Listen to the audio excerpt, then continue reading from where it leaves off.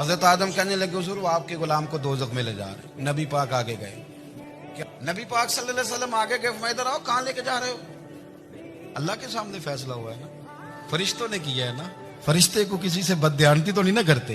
क्यों लेके जा रहे हो? सोने गुनाह ज्यादा है, नेकियां थोड़ी हैं। फरमाया मेरे सामने तो लो।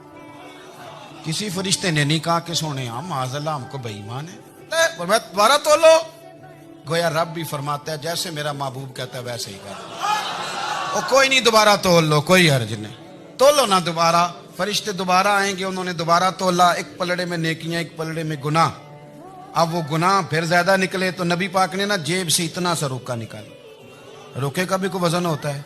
वो हुजूर ने नेकियों के पलड़े में रख दिया, नेकियां बढ़ गई, फरिश्ते भी चुप कर गए। चलो भाई जन्नत में।